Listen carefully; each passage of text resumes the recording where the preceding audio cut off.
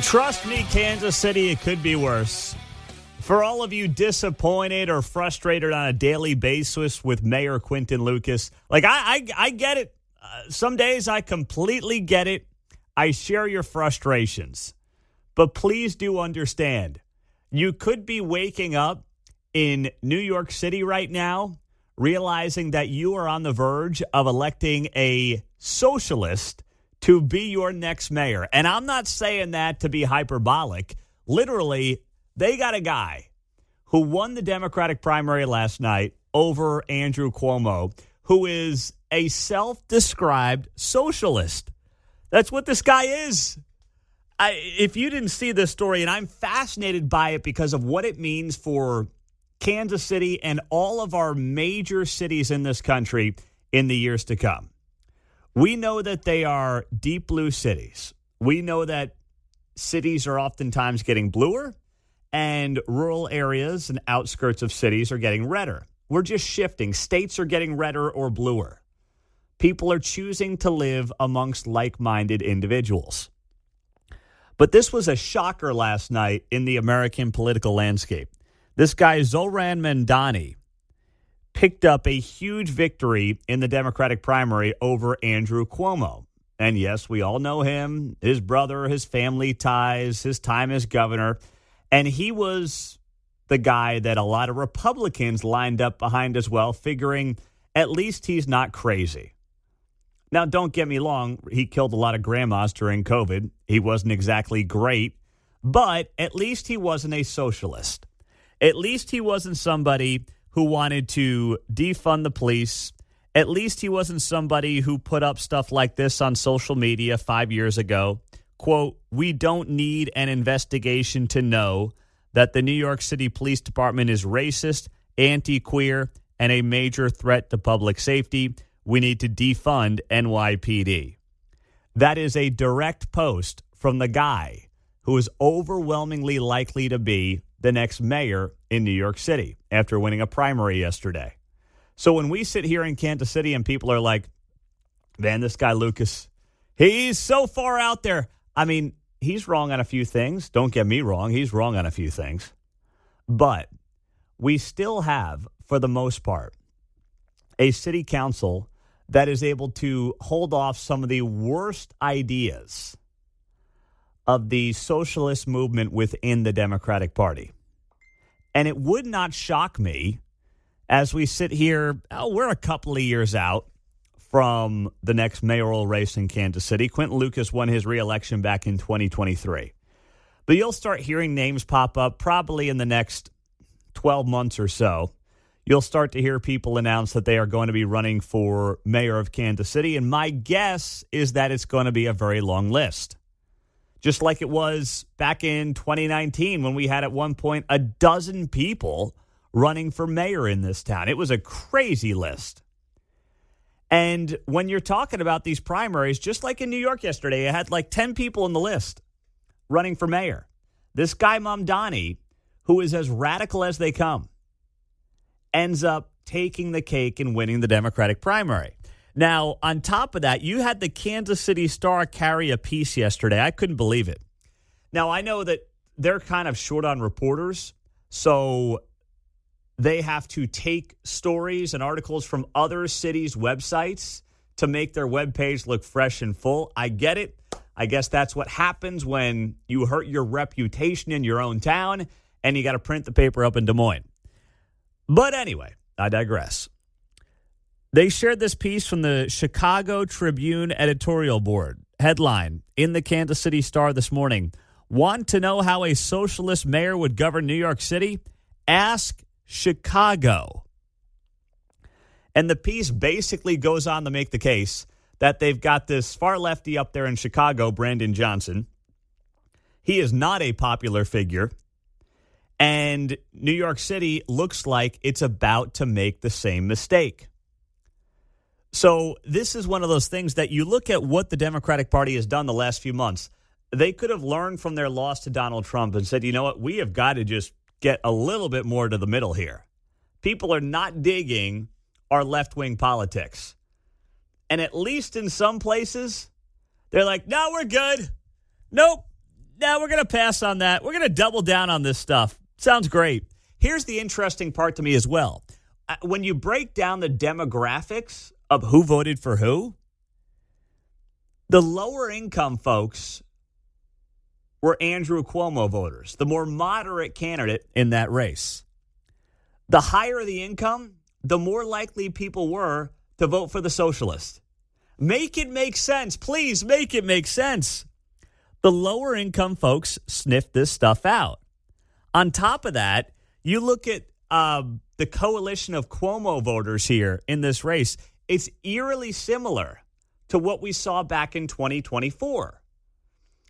The more diverse locations around the city, where you have Orthodox Jews and Asians and working class blacks, they were largely Andrew Cuomo voters. This guy, Mamdani, the socialist, had big numbers coming from basically yuppie whites. That was his base. This is such a gift to the Republican Party. Now, it doesn't mean they're going to win forever. It doesn't mean they're going to hang on to everything in the midterms. But this is one of those examples where if you're, regardless of what side of the political aisle you're on, if you're able to assess this fairly and honestly, this is a disaster for Democrats, not just in New York City, but all across the country. And here in Kansas City, it can always be worse. Trust me, it can be a lot worse. For all the conversations around Quinton Lucas's track record and history over the last few years, and don't get me wrong, he's got some major blemishes on there. There are people who would love to do Mamdani 2.0 in Kansas City at some point and give it a shot. And while I believe they've acquiesced far too often and they've capitulated to groups like KC Tenants on too many occasions, trust me, KC Tenants going to look like child's play in New York City compared to what's going on right now and what they're going to have to deal with going forward. It is just unbelievable to watch this play out. 913-408-7957 is how you hop in early on a Wednesday. Let's get to it. Let's go to Kansas City. That's where Paul is this morning. Paul, good morning. Happy hump day, buddy. What's happening? Hey, Pete, good to hear from you. Yeah, with Mamdani's victory, Governor DeSantis is going to have to build a wall to keep the refugees out. I did see some good memes on the winners yesterday are the owners of Palm Beach, Florida real estate after anybody with a dime left in New York is bailing on that city. Hey, we got to be careful here in Kansas City too, Paul, or at least in the suburbs, because people are going to be fleeing that city left and right, and there's a lot of them. Trust me, I know. They are. They're going to flee like crazy. This guy, Mamdani, he doesn't want to defund the police. He wants to abolish the police. You just got to look across over at London. London, the Lord Mayor over there, Shere Khan, is a cookie cutter of this guy, and he's ran London into the ground. It's going to be rough. Yep. You're right about that. I mean, this guy doesn't want prisons. It is crazy. Thank you, Paul. He posted here on X a couple of years back, our prison system relies on dehumanization and brutality, so the goal must be to abolish this exploitative system entirely. We must decarcerate now. Wow. Have fun with that. Now, back here in Kansas City, there is a new wrinkle to the upcoming deadline for the Kansas City Chiefs and the Kansas City Royals. Of course, we know that deadline was a tentative June 30. That is the deadline the teams more or less put on themselves. And the reason for that deadline is because that was theoretically when the Star Bond offers ended in Kansas. But that may not be the case. I know some of you are ready to rip your hair out. I know. No, make it stop. Make it end. Don't shoot the messenger. I don't know what to tell you. I also have some backstory on this new wrinkle that made TV news last night that I'll share with you. Coming up next on KCMO Talk Radio 95.7 FM. We're streaming on the KCMO Talk Radio app. And let me tease this. We have 13 chances today to win Country Stampede tickets. 3-day passes, Azura Amphitheater. We're giving away 4-packs every hour today between 6 a.m. and 7 p.m. 13 chances. First chance to win is coming up at 6:35 this morning. All right, so we're going to give them away every hour on the 35s. Don't miss it. First chance is 20 minutes away on KCMO. You thought the deadline was real for June 30? Oh, come on now. Come on now. We all sat here for the last few weeks and we said, call the bluff, call the bluff, call the bluff. I'm not buying the June 30 deadline. Now, the teams, I think, have to have a little bit of self-respect here and make a decision that they have promised the public in the next few weeks. But all that being said, no matter what, we are sitting here on June 25th, 5 days away from the Star Bond offer ending in Kansas, which theoretically would give us an answer as to at least which side of state line the Royals and Chiefs want to be on. But in the words of Lee Corso of ESPN and College Game Day, you want to say it, Mark? Not so fast, my friend. That's a good job. Well done. So this is something that I heard a couple of days ago, and I'm not trying to downplay the reporting of Matt Evans at Channel 9 and Jonathan Ketz at Fox 4. They both do a great job. I think that their reporting has mostly been top of the line on this issue. But I did hear this a couple of nights ago from someone I was talking to in Kansas. And at the time, they said, hey, just hang tight on this for now. I said, that's totally fine. But they do not have to vote by the end of this month to extend a Star Bond offer for the Chiefs and the Royals. Meaning we can pass the June 30th deadline, and whenever this group of Kansas lawmakers meets in July, they can retroactively extend the Star Bond offer. That's right. So this was reported yesterday publicly for the first time by Channel 9, KMBC, and then also Fox 4 had this as well. And they both ran this headline, Kansas leaders don't have to act on Star Bonds by June 30th.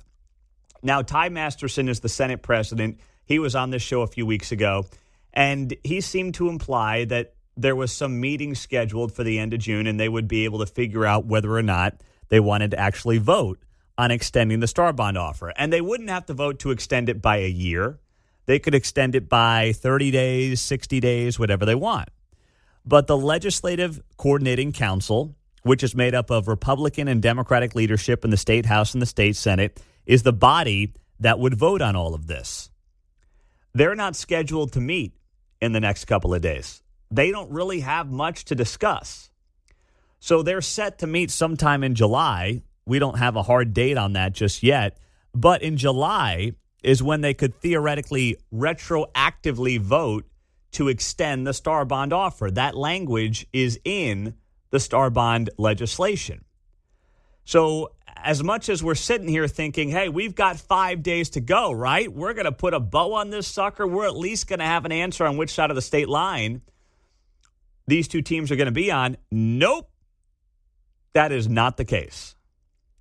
Now, as I shared with you yesterday, there are meetings happening middle of this week between the teams and state legislative leadership, trying to figure out whether or not they can pull off something on the Kansas side of the state line. But as I was talking to some people yesterday about this, I also wanted to add to the conversation here. I've long believed that the Missouri offer, this is not me picking sides, but just that the Missouri offer had a lot more meat on the bones.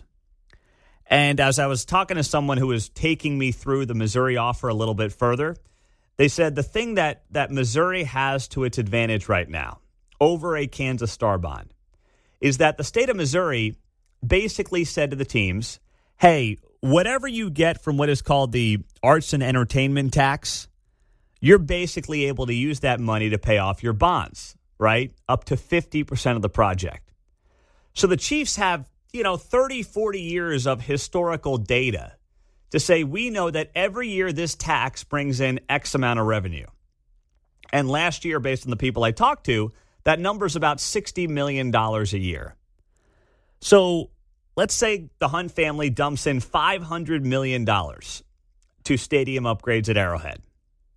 The other $500 million can be bonded out, and then they can pay that monies back with that $60 million a year, give or take, in entertainment and arts taxes. That's a pretty dang good deal. They'll pay that off real fast. And they actually have historical data where they can actually plan around, hey, we know this tax will bring us in X amount of dollars, give or take $60 million a year. I mean, when you're business planning and you have those kinds of numbers and historical information you can base a business plan off of, that is a lot better than saying, I'm going to go to Kansas. I'm going to try to draw this star bond district that's going to, let's be honest. It's going to be a stretch. It has to be a stretch to develop the revenue that you need to generate paying off 70% of your project at about a $4 billion project, give or take, right?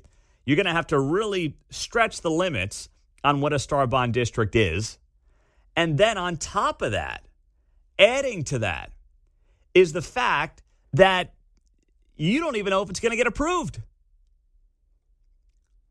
It has to get approved by the legislative body, and it's highly speculative in nature. You're drawing a district hoping that that district can generate the revenues that you need to then pay off $2 to $3 billion in bonds versus staying in Missouri and saying, you know what? We refurbish Arrowhead. We know this arts and entertainment tax produces X amount of dollars a year, and then we can bond that out for the other half of the project. It's a lot safer bet, John, and that's indisputable at this point. Right, and on the Kansas side, depending on where you locate, you drop your star bonds district, you're up against other districts that exist, right? Yeah. So I can't imagine you can overlap them. You've got to have your income going to one place. That's a good point. We've got to find out how and if you can overlap star bond district. It doesn't make sense that you could, to your point. Not ones operating currently, Yeah. I wouldn't think. I wouldn't think so either. Unless there be some vote or agreement about splitting the split. Yeah, which Right? gets into a whole nother mess. No, you're right about that. That's a good point to bring up. So you've got to kind of base your star bond district understanding where current star bond districts are located. So if you're the Chiefs and you can then also get yourself on the ballot in Jackson County and you're getting whether it's the full 3/8 of a cent or half of 3/8 of a cent, which is what they're currently getting, and that's tens of millions of dollars a year, 30, 40 mil a year in upkeep to Arrowhead Stadium, that's another layer of monies that you're getting directly from the taxpayer, basically, that is not being factored in to the Kansas side of the state line. And once again, that's just a direct payment right into your coffers, right into your bottom line.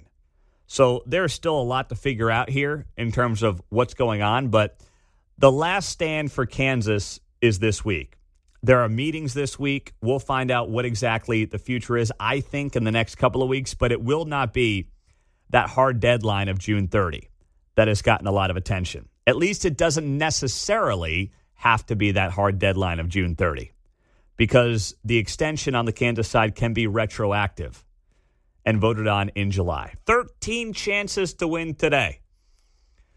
On the 35s, we'll have call-ins during our show and Keatsman's show, and then you'll hear a text-to-win keyword in the syndicated programming, The Vince Show, Guy Benson, and, of course, Mark Levin. That is running until 7 o'clock tonight.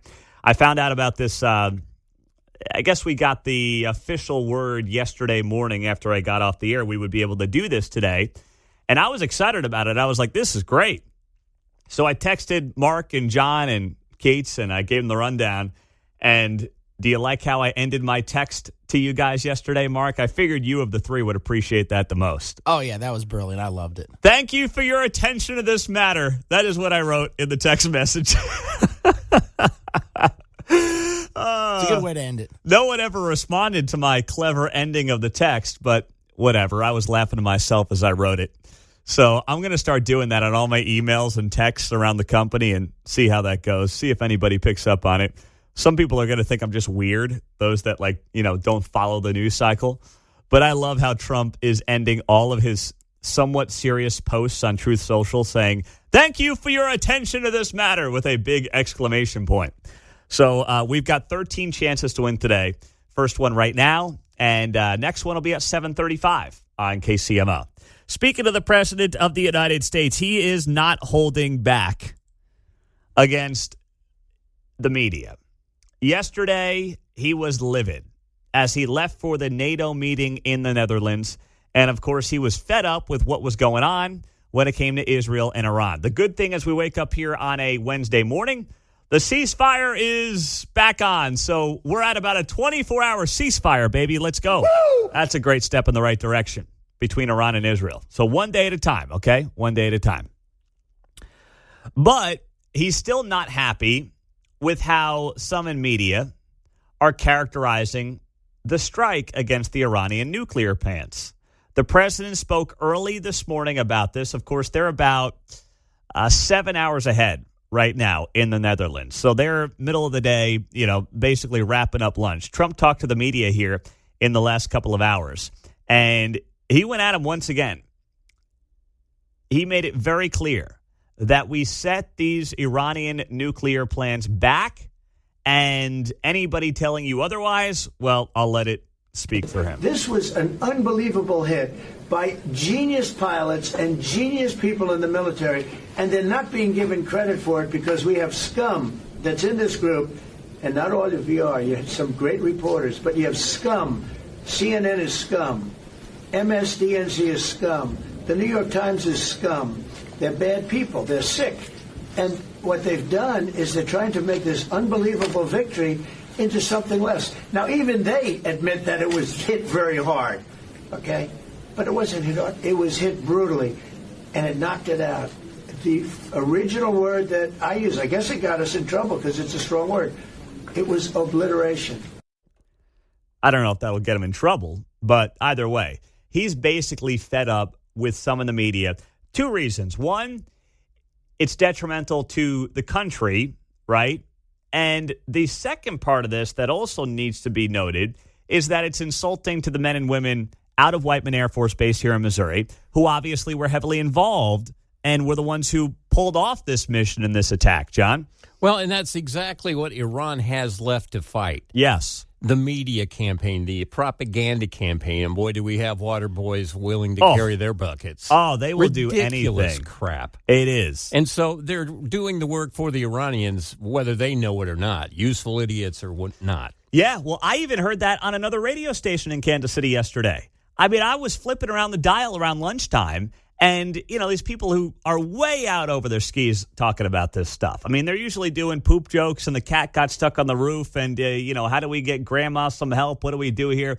They're trying to break this stuff down, and they're like, well, this new CNN report suggests that we didn't really do the damage to the nuclear sites in Iran that was first reported by the administration.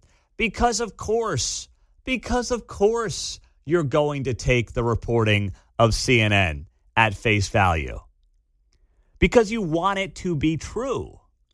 For whatever reason, you would rather Iran's nuclear capabilities not actually get destroyed by this president, by this administration. You can't give them a win, even when it's clear as day it was a very good win and it was a very good moment for the United States, right? Even the Secretary General of NATO, Mark Rutte, he said early this morning, a couple hours ago, that the United States and President Trump, as the commander-in-chief, did the right thing here. Let me first, before I go to spending, I just want to recognize your decisive action on Iran. Thank you. You are a man of strength, but you're also a man of peace. And the fact that you are now also successful in getting this ceasefire done between Israel and Iran, I really want to commend you for that. Thank you. And I think this is important for the whole world. You're a man of strength and a man of peace. There's no doubt that there are people in the Republican Party today who are like, oh, man, we're not done with Iran. We got to keep, fighting this stuff, right? Can we go launch a few more bombs and missiles and, get a little more action over there? And Trump's like, no. We achieved the mission. We got the job done. Our intelligence suggests that we set back the Iranian nuclear plans years. We did what we wanted to do. So to those on the left who are like, I don't think it's as bad as you are letting on, Mr. President, and then those to his neocon warmongering right, he's telling them all to pound sand. And good for him. That's what I want out of the president, John. Let it be noted, to this point, the last bomb that Trump has dropped was the F-bomb. Right? They don't know what the they're doing. Do you understand that? That's so true. You know what? And I hope that's the last bomb he drops for a while. That's the last one he wants to drop. I don't want him dropping F-bombs, or I don't want him dropping real bombs. Peace is the goal here. Like the F-bomb thing, I'm not offended by it, but the reason yesterday's F-bomb was so good and so effective is because he doesn't do it often, right? If Trump was dropping F-bombs every day when talking to the media, it would lose the passion that came with yesterday. It wouldn't have the same juice to it. It's like anything else, the boy who cried wolf mentality. If you're always doing something, if you're always threatening something, eventually people just don't take you seriously. But the timing of that F-bomb yesterday, the meaning behind it, the frustration that came along with it, made it a brilliantly timed and brilliantly used F-bomb. I mean, I had a buddy of mine who, I don't know if he voted for Trump this time around, but he voted for Hillary and he voted for Biden. And he texted me last night and he said, I want to read the text here with you. In this clip, you can see why Trump was reelected, he writes to me. He shows command, leadership, and an ability to relate to the common person with the F-bomb. Anybody who says he's not presidential because of this language is completely missing the point. And this guy, I don't know if he voted for him last year, but I know for a fact he did not vote for Trump in 16 or in 20. And he texted me that yesterday, John. The delivery of the line, as you pointed out yesterday, was executed perfectly. It was like a big piece of construction equipment coming in, slowing down, flipping on all the flashers, and letting you know what the... Oh, it was so good. There was a cadence to it. That's where that television training comes in handy from all those years of The Apprentice. Speaking of our buddy Bill O'Reilly, I got an advanced reader's copy of his Confronting Evil book that is set to come out this fall. And we will have Bill on the show coming up on Monday morning at 8 o'clock. I know it's a ways away, but just thinking about Bill during his morning update and wanted to give you the heads up on that. So, do you guys have those screen protectors where basically, unless you're staring directly over the cell phone, you can't really read any of the words on the cell phone? I don't have it. I don't feel the need to have it. I don't really have much to hide. I mean, I guess sometimes I'm having private conversations, obviously. Could be about work, could be personal stuff. But I'm not really worried about somebody in public looking over my shoulder and taking a photo of my text message, John. Mine's sort of DIY. I've dropped my phone twice on the driveway, and so now I'm looking through all kinds of little lines. Oh, my goodness. And I have some tape on here then to keep the shards from splintering my finger. We need a GoFundMe to get you a new phone, John. That thing is beat up. Oh, yeah. But whoa. Jeez. It's inevitable when I get a phone. It's the end of life. So. You need an OtterBox cover there, man. That way it doesn't smash into a million I don't know pieces. If you see across the room. But needless to say, no one's reading over my shoulder on this because I can barely read it. No. Yeah, that's not good. That's bad. You can do it yourself. You don't need to get any new special implements. Yeah. Any kind of downloads. I don't have one. Speaking of smashed phones, our second, Chloe threw Kate's phone across the driveway yesterday. That was fun. I'll share that for later in the morning. Percussive maintenance. Yes. Matt Gaetz, former Florida congressman. Of course, he was, for a hot minute, the attorney general pick of President Trump. He's been fairly critical of the president here in recent days over the Iranian strikes. He took the Tucker Carlson approach of World War III is going to start, but don't worry, Matt Gaetz survived World War III. He survived the 12-day war. He's going to make it. So somebody took pictures of his personal text message conversation he was having with his mom on an airplane. So here's part of how the conversation read, because now it's being shown all over social media. So Gaetz' mom, Vicky, warned Matt Gaetz in a text, "Don't be criticizing the president or his actions. He's trying to keep us safe. That's his job. MAGA will turn on you. You will lose viewership." He does a TV show on OAN. I don't know how you can lose viewership on OAN, but, not really the point. Anyway, His mother says to him on a text message, "Your days in Congress are over. Don't mess up the media gig," she said. "The president has been a very good friend to you. He hates betrayal. Be smart, not stubborn." By the way, Matt Gaetz' mom is right. She's on to something here. I'm liking the lady. I like her a lot. Gaetz said, I'm trying to guide him, not criticize him. Oh, my gosh. If there's anybody who should not be guiding Trump, it's Matt Gaetz, of all people, for crying out loud. My goodness. How delusional do you have to be to think you can guide him? Oh, man, that's great. Gaetz said to his mother here in these text messages that were caught by someone who was taking pictures of them over his shoulder on an airplane, "I've never been freer to share my views. I'll continue to do so. I think about the people who cheered for the Iraq War because they liked Bush. Those people have blood on their hands." Matt Gaetz' mother advised her son against trying to guide the notoriously independent-minded commander-in-chief. To which Gaetz said, "Guiding DJT always includes a private and public component. I know how to do it." The conversation veered into his finances. His mother said, "How many times do you want to hit the wall?" Matt Gaetz, like a stubborn son, wrote back, "I'm a happily married man with a son on the way. 2 penthouse condos, a 1-to-1 real estate asset to debt ratio, and $500,000 in my bank account cash." That's what he wrote back to his mom. What a douche canoe this guy is. No kidding. Man, not that I needed confirmation of it, but what a... Mark, don't worry. I don't want to get you in trouble here hitting the dump button. But this is just, this is so gross. And I really didn't need another reason to describe Matt Gaetz as gross, but I got it. I found one this morning. So Gaetz... you said a canoe. I'm thinking more like a Carnival cruise liner. Yeah. Douche canoe. He's a douche cruise liner. He is. Huge. Huge. Yeah, wow. With the Y. After the exchange went viral, Gaetz responded in a lighthearted fashion on X. "Apparently someone sitting behind me on a flight recorded me without my knowledge. They found me texting my mother about the news of the day, family finances, and working on my laptop. Please let this be a reminder to everyone to call your mother and get a screen protector." Now, somebody else asked Gaetz about the fact that his texts are in giant size. You know, he's got like big font on his texts. Dude's only 43. I mean, I've got the regular small font. Now, I'm a few years younger than Matt Gaetz, but my eyesight's fine. He said that his eyesight has gotten very poor in recent years, and that's why he uses balloon-sized texting like he's 65, 70 years old. So at 43, Matt Gaetz has the eyesight of a 63-year-old.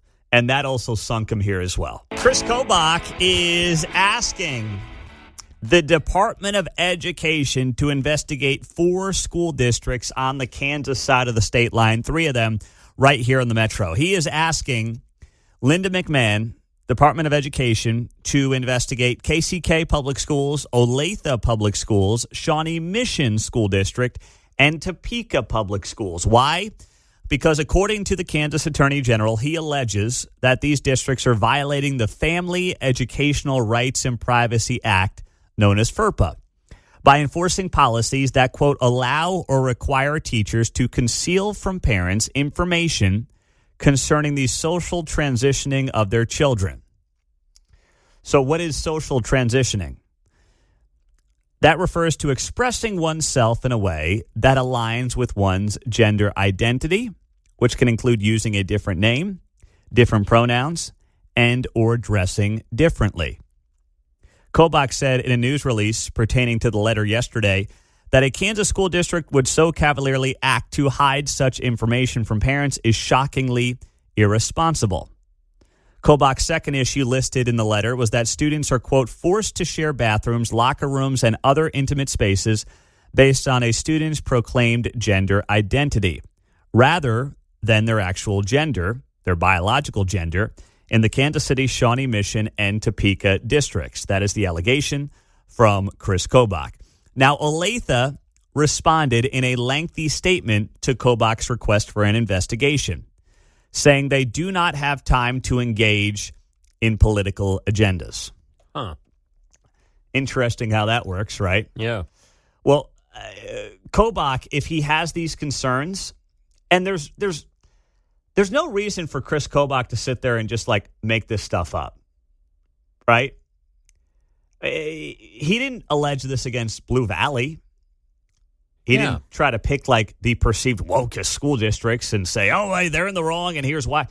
He clearly has something here that he's concerned about that he has brought to the Department of Education. And Olathe responding by saying Kobach is just playing political games. You know, you're playing with fire there because please don't forget who you work for and who funds you. I know that too many of these school districts believe that, you know, they're in charge of kids, they oversee kids, they take, you know, seemingly more money every year from property taxes, no ifs, ands, or buts. They own the school boards. They really don't feel all that responsible to the school boards. But could you actually just pretend for a second like you're a public service that is funded by the public, that is working on behalf of the public? I mean, is that too much to ask from a school district once in a while here, John? You hit on an interesting quote, which was one of the districts that they don't have time for. Yes. See, that was true, actually true in my day at school. Like if I walked in and said, I'm a cat today. You're a cat on your own time. Take your litter box outside and then get your butt back in your chair. And at 3 o'clock when the bell rings, you can be a cat. Yeah, at home. Yes. With your mom and dad. It's like drop all the crap at the door. Yep. You're not bringing it in the classroom or the school. Yep. And you can pick it right back up when you leave. Mm-hmm. Absolutely. That's when they genuinely didn't have time for political agendas. Yes, but now it's like we must appease all feelings and all agendas and then say when someone questions it, we don't have time for your politics. Well, we're not. No. How dare you? No. How dare you? How dare you? In this case, Olathe School District. So the Olathe Public Schools is obligated to follow all state and federal laws to support our students, staff, and family. They add here in their statement, as a district, it was always our practice to work directly and partner with families and students as situations arise to ensure we are providing the appropriate and necessary support. They write here to be absolutely clear, it is our expectation that staff work directly with families regarding student-related matters involving their own children.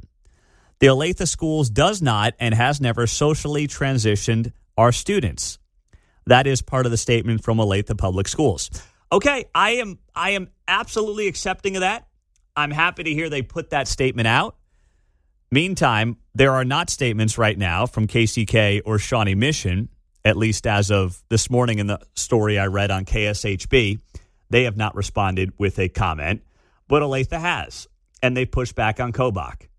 But I'm sitting here saying, you know, I think Kobach's got enough juice right now and has enough leeway to see where this leads. And I want him to see where this leads. I'm sorry, but I'm not giving districts today the benefit of the doubt. There are too many examples to suggest they don't deserve the benefit of the doubt. So I'm not giving it to them. And it's not like just about like, oh, my preferred politician or preferred political party is doing X, Y, or Z. I'm just saying in this case, who am I going to give the benefit of the doubt to? And I'm sorry, it's not going to be the school districts in this environment based on some of the crazy things that have been happening on this front the last few years. 913-408-7957 is the text line and the studio line here on KCMO. Chris Kobach is exactly correct on the text line. The hammer needs to come down. Pete, what are they trying to hide? I don't know. I mean, I'm not saying they are hiding something. I'm just saying I'm not giving them the benefit of the doubt right now. They haven't earned it from me. And I don't think they've earned it from most parents in this environment. Yeah, they're not. Doesn't necessarily have to be a there. They may not be hiding anything. It's just important that you symbolically make the gesture. Yeah, exactly. Just do what you're being asked to do, okay? I mean, you got 17 vice principals and assistant administrators. Somebody can assist the Attorney General and potentially the Department of Education in sharing the information that they request of you on behalf of the taxpayer. That ain't too much to ask. Now, one of the big national stories we are following this morning is this mayoral primary in New York City. And this is not about like New York in particular. There's a broader conversation here on how cities are continuing to trend bluer and bluer and bluer and bluer. And now this guy, Mamdani is his last name. He won the New York City Democratic mayoral primary last night. He is a self-proclaimed socialist. This isn't like Republicans calling him a socialist. That's who he is. I mean, this guy literally has lobbied for defunding the police, decarceration.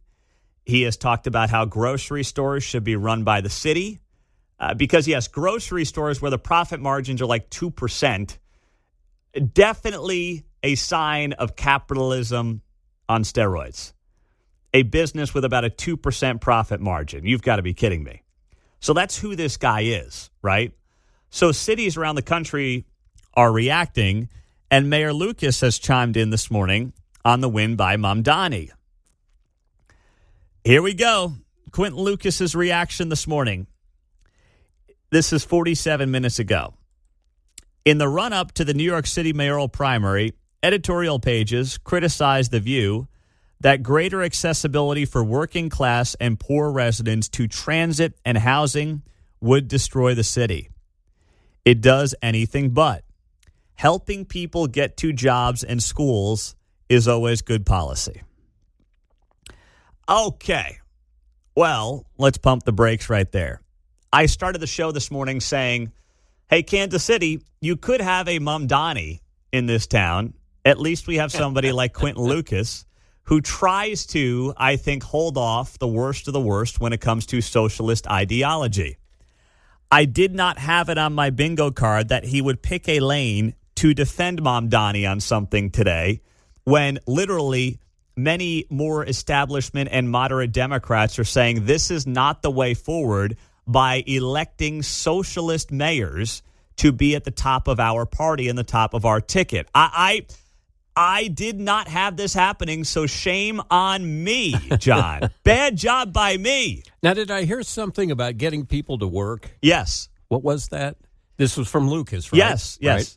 He says... Mm-hmm. And in support of Mamdani, right? This is a reason to support him? Well, Mamdani wants free transit in New York City for the subways and the buses and everything else. So the mayor's point here is that anyone criticizing him for wanting free transit doesn't understand that greater access for working class and poor residents to transit and housing does not destroy the city. That's his point. So he can find some money for KCATA then? Good point. How about that? Good It's point. important to get people to work. Yeah. They're asking, I think they wanted another $20, $30, $40 million in their budget this year. They wanted twice as much as they needed. Yeah, well, that's true. You know, Quentin Lucas has right here been in town. What we have going on. Quentin Lucas has been to New York City. Obviously, I know many of you have as well. If you want to see a public transit system get even worse than it already is, make the New York City subway free and see how that works out. That would be an absolute, utter disaster. At least in Kansas City, you know, we have 320 square miles and about 500,000 people. New York City is the same geographical footprint, square mileage-wise, 320 square miles, 2AT. It's the same size, except there are 16 times as many people, 8 million versus 500,000. You want to make all that transit free in that town, you will destroy it faster than you could ever imagine. First off, the two cities are not comparable, but more important than that, you will see drug abuse, you will see homelessness, you will see levels of vagrancy that you could never imagine seeing when you make transit free. We see some of this on a minor level here in Kansas City. It's terrible. It has not worked. That's why they're thinking about bringing a fare back to this town, because free transit is a failure. And the only reason, let's be very clear on this, the only reason that Kansas City felt the need to do free transit on the buses, I believe, is because they had this nonsensical toy train streetcar that was free, air quotes, that was mostly ridden by tourists and people of means downtown. What did it look like when you had working class poor people and people of color paying for a bus while the toy trolley was free. That was a bad look for the city. So in the wake of 2020 and all that nonsense, they said we're going full-blown free transit. And you talk to a lot of people who are taking that free transit the last couple of years, and guess what? Ridership has not reached pre-pandemic levels, despite the fact that the transit is free. Ask yourself why people are electing to not get on the buses in this town, despite the fact that it's free. The usage of the buses are not what they were on a ridership level pre-pandemic. That's not a coincidence. It's free, and people are saying, I'll pass. So the mayor is wrong on this. We got your next chance at Country Stampede 4-packs. We are giving those away on the 35 of every hour today, 6 a.m. until 7 p.m. right here on KCMO Talk Radio. 95.7 FM. You can always stream us on the always free KCMO Talk Radio app. So I just wanted to make sure we were all on the same page on this. The president is very unhappy with some of the reporting, specifically from CNN and the New York Times, where they have shared this exclusive that early U.S. intel assessment suggests strikes on Iran did not destroy nuclear sites, according to their sources. Now, Defense Secretary Pete Hegseth said this morning that they are going to investigate with the FBI who these leakers are to CNN and the New York Times, but also adding here that it's not true anyway. In fact, just about half an hour ago, new findings say that the Iranian Fordo nuclear site was rendered inoperable by the strike. This, according to the Israel Atomic Energy Commission. They revealed this morning, and they say the program was set back years.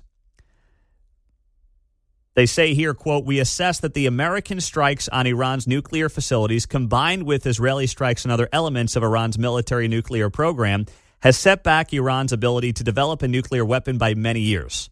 The achievement can continue indefinitely if Iran does not get access to nuclear materials.